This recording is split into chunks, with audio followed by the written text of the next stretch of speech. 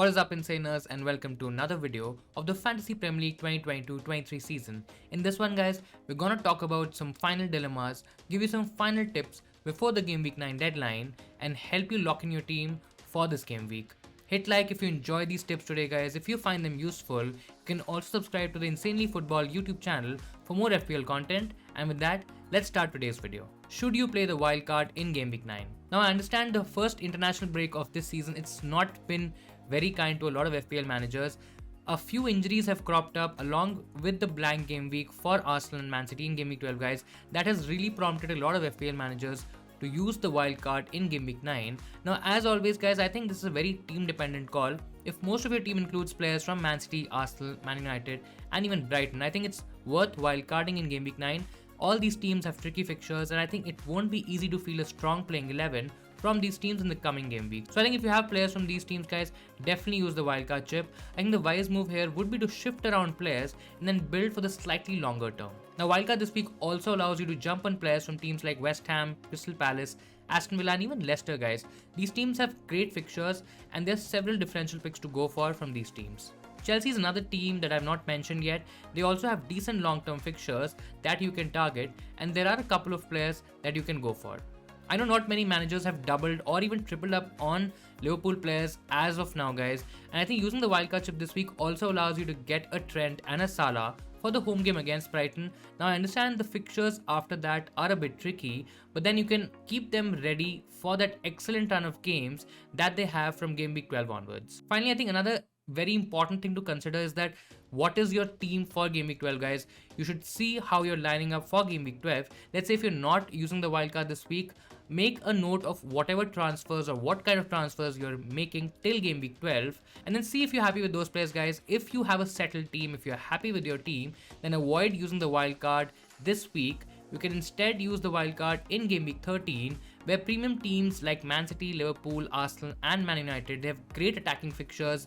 Guys, I think the points potential looks much higher in that window, and you can take advantage by saving the wildcard for now.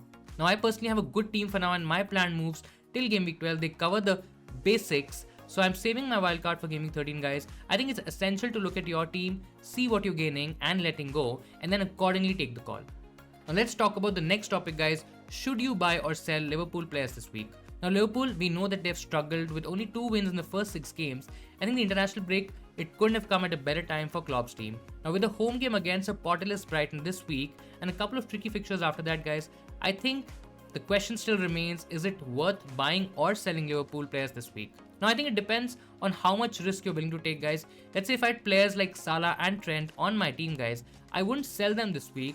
I think in my opinion, it's a high risk, high reward strategy, and Liverpool hasn't shown any form to make us believe in their players, but this is also an opportunity, guys, to go against most FPL managers and then break the template. So if you're in a wildcard, a decision has to be made. If you're retaining the premium midfield spot, guys, you have options like Salah, KDB, and Son. Now, I understand that most managers have either KDB or Son at the moment. I think getting Salah, it looks like the differential move. We know that KDB and Son have tough games this week. I think Salah can definitely outscore the duo in Game Week 9. As the case for Salah gets even stronger if you're planning to go against Haaland and captain a differential. I think Salah is a great differential captaincy option this week. Guys, I understand that Salah has struggled to get goals this season. I think because of playing wide, his goal threat has reduced and he's definitely become more creative. Now, nobody knows whether that's gonna change, guys, but he's up against Brighton, who've lost Graham Potter. That's a big loss. And Salah has an excellent record against Brighton. He's got 6 goals and 5 assists in the 10 matches that he's played against them. That's a brilliant record, guys. This also includes a total of 8 returns, out of which 3 have been double-digit hauls. So there are signs of a Salah return, guys, and it really depends on how much risk you can take. Now, coming to the other option, then we have Trent, guys. The next 3 fixtures aren't that straightforward for the Liverpool team from a defensive point of view. I think buying a Trent can wait till Game Week 12. Now, in case if you already own him, guys, I would suggest you hold. There's also a chance to go for Trent early on, especially on a wildcard this week, guys. However, I think it's still a risky option as cheaper alternatives are available right now with slightly better fixtures. Talking about Diaz and Nunes, guys, I think it's okay to wait for both of them. Both are not priority moves if you're not on a wildcard. See if you have any other fires to put out, guys, and prioritize those moves first. If not, then saving the free transfer is also an option. Now, there might be some rotation with players like Jota and Firmino in the mix as well. So I think it's better to get more information before making a move for any of the Liverpool attackers. To sum it up guys, whether you are on a wildcard or planning a regular transfer, there's an opportunity to gain some ground over managers having a KDB or a Son, as both have more challenging games. Now this move, the Salah move guys, it comes with a lot of risk as well, as Liverpool have generally struggled in attack and Salah can easily blank. So I think overall, if you are a risk-taking manager, these moves or the Salah move specifically is for you guys. If not, then holding KDB or Son in place of Salah is also fine. Now if you have Trent guys, I think you should keep him, but he's not necessarily a priority buy this week. Now let's talk about the next topic guys. What are the potential replacements for Alexander Isak? Now with the injury to Alexander Isak guys, FPL managers who own him, they are looking for potential replacements, and I think there are a lot of forwards available for selection. Now out of all the available options guys, I think Mitrovic stands out the most. Now he's been in great form for Fulham this season. He scored 6 goals in 8 appearances. We know that he's Fulham's talismanic figure guys. He's their main threat going forward, and is also on penalties. I think the only worry with the Mitrovic, I think, could be his fitness. Now he came out with a bandaged foot after the Norway game in the international break, but I think it's nothing serious for now. Still I would say wait for the presser's comments guys before making that transfer, and you should be good to go. Now if you already have Mitrovic guys, the next best replacement is Ivan Toney from Brentford. Now he has a great fixture this week against Bournemouth, a team that has struggled to keep out goals this season. We've already seen Toney's potential guys when he scored a hat-trick against Leeds. Now like Mitrovic, he's also his team's leading man in attack and is also on set pieces and penalties. So the potential is huge. The fixtures after game week 9 read Newcastle, Brighton and Chelsea in the short term guys. So be mindful of that. The fixtures aren't that straightforward, but I still think Toney is a safe pick and I think he'll tick along very nicely. Now in case if you're looking at a cheaper playing option because you probably want to invest more money in defense or midfield, then I think Solanke is your answer guys. He doesn't stand out in any attacking stats, but he gives you that optionality to play 3 up top. Now Bournemouth's next 4 fixtures are suitable for attackers. I think Solanke can easily get some good FPL points. Also he's very cheap guys, so you're not really investing a lot of money. He's not a huge risk and you can even bench him for the slightly tougher games in the coming time. After these options guys, then we come into the unknown differential category. We are looking at Watkins and Bamford. They're decent differentials in my opinion, but the downside is the players' forms this season guys. I mean both of them haven't looked in great form guys. Aston Villa has good fixtures and I think Watkins can benefit, but it is still a shot in the dark guys. Bamford on the other hand, I think he's struggled to stay fit this season. Now I understand that both can give you big hauls in the upcoming games, but it is still a very risky bet guys. Another differential that we have not spoken about yet is Darwin Núñez guys, the Liverpool striker. Now the fixture against Brighton, it can be highly rewarding, but we still don't know whether Núñez is gonna start that game guys. I think it's better to see this game out and get more information on Núñez for the time being. Now let's move on to the next one guys. What are the best mid-price midfielders to target in game week 9?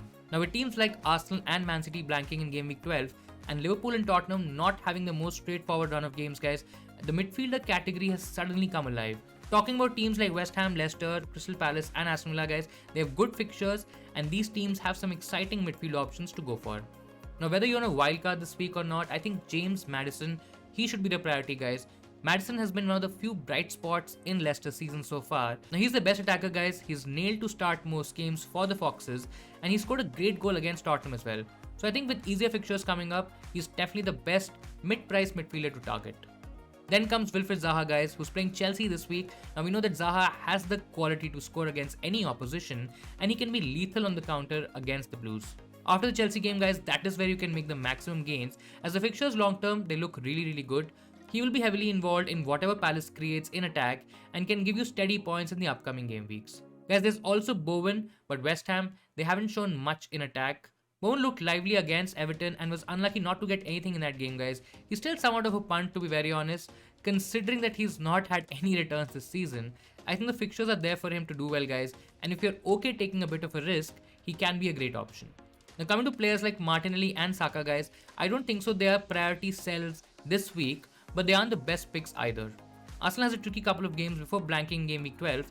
I think it'll be essential to have a plan for both wide players from the Arsenal team. The same can be said for Foden from Man City as well guys. He also blanks in game week 12 guys and he will need to be replaced very soon. Over that, there's also Pep Roulette to deal with as well guys. To me, I think Foden is a classic case of don't buy, don't sell at the moment. To be honest guys, I would also personally wait even on a Luis Diaz from Liverpool at the moment. I don't expect him to lose his place in the 11 or get rotated a lot, but there are better options at lower prices available at the moment. Information is very vital in FPL guys, and I want to see the Liverpool attackers over the next 2 to 3 weeks before jumping onto their players from Game Week 12. Now coming to the last topic of this video guys, what to do with Man City and Arsenal players this week. As I mentioned earlier in the video guys, Man City and Arsenal both have a blank in Game Week 12. Now to top it off, both teams don't have the easiest run of games from now till Game Week 11. Now Man City face a much improved Man United side at home this week. Post that it is Southampton, which is a good fixture, and then it's Liverpool in Game Week 11. Arsenal on the other hand, they have a tricky game against Tottenham in Game Week 9 before playing Liverpool in Game Week 10 and then Leeds after that. I think the fixtures make holding both Man City and Arsenal players a lot harder guys. Now when we look at both teams in isolation, I think you can still say that Man City are a fixture proof team and they will do well even in the trickier games. Now whether you're wildcarding this week or not guys, I think Haaland and Cancelo, they're worth holding till Game Week 11. After that you can either sell them in Game Week 12 and get them back on a wildcard in Game Week 13 or keep them if you don't have the chip available. Talking about Arsenal players guys, and I think they're a bit difficult to assess. Now if you don't have options like a Maddison or even a Zaha guys, I think you can easily sell Martinelli and Saka in the short term. This plays out well if you are wildcarding in Game Week 13 as it's much easier to get them back for that excellent run of fixtures for the Arsenal team. There are also replacements available in defense guys. If you have players like Ramsdale, Saliba, a Gabriel, maybe even a Tierney, I mean you can easily go to a Trippier who's still a decent attacking defender. Players like Cancelo and James are also there and they should be priority guys if you don't have them in your FPL team. There are also options to go cheaper with let's say players like a Williams or even a Guehi acting as solid budget enablers guys. Even a Gabriel Jesus from Arsenal is replaceable with options like a Mitrovic or a Tony, or let's say if you want to go even cheaper you have Solanke as well guys. I think the correct approach here would be to see how many players you have from these teams and what is your wildcard strategy guys. You can easily phase out the Arsenal players over the next few weeks. Let's say if that's not possible guys and if you have other fires to put out first, then activate the wildcard this week and sort your team for Game Week 9 and beyond. Overall I think guys holding Haaland and Cancelo it still makes sense as the gains they can be absolutely massive despite the tough fixtures. So that'll be all for my side for this video guys. I hope you found this last minute tips breaking down important dilemmas video very helpful and useful. If you did guys, don't forget to hit the like button. Also subscribe to the Insanely Football YouTube channel for more FPL content. Now we'll be back for the deadline stream a couple of hours before the deadline, so tune in for that guys. All the best for Game Week 9 and I'll see you Insaners next time.